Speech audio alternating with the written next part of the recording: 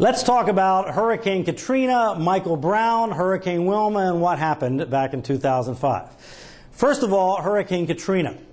A lot of people think that there was this terrible hurricane disaster that hit New Orleans. It wasn't a hurricane disaster. It was an engineering disaster. It was a total engineering screw-up, and that's what caused what happened in New Orleans. New Orleans still hasn't had a hurricane disaster. Even if you go back to 1965 with Hurricane Betsy, 1947 was the time before that they had a bad hurricane affecting New Orleans. That city, even though it sits there under sea level, still has not had a direct hit that really did a tremendous amount of damage because of the hurricane.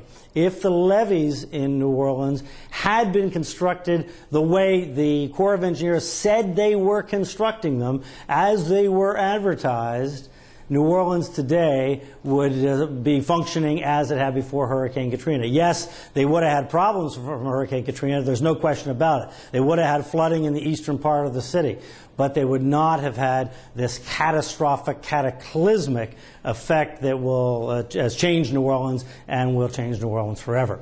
Concerning Michael Brown, who was the FEMA director at the time, I write in the book that I think Michael Brown, in some sense, got a raw deal. Yes, indeed, Michael Brown probably should not have been FEMA director. He definitely shouldn't have been FEMA director. He wasn't qualified to be FEMA director.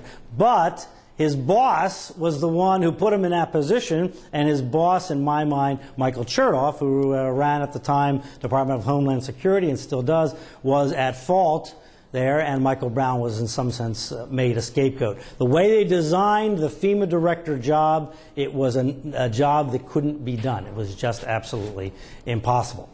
The same year, of course, we encountered Rita and then Wilma, and here in South Florida, where we're at the Disaster Survival House right now in Deerfield Beach, certainly affected by Hurricane Wilma in a significant way here. Hurricane Wilma in this part of Broward County was a Category 2 hurricane. In much of metropolitan South Florida, it was a Category 1 hurricane, but yet it was the third most damaging hurricane in the history of hurricanes, which is frightening. The fact that we could have a $20 billion storm that was only Category 1 and 2 just really gives us pause and concern about what might happen if we would have a Category 3 hurricane, let alone a 4 or a 5, because the amount of damage goes up geometrically. It doesn't go up evenly. So certainly a significant issue that we all have to think about is the tremendous amount of cost involved with Category 2 Hurricane Wilma.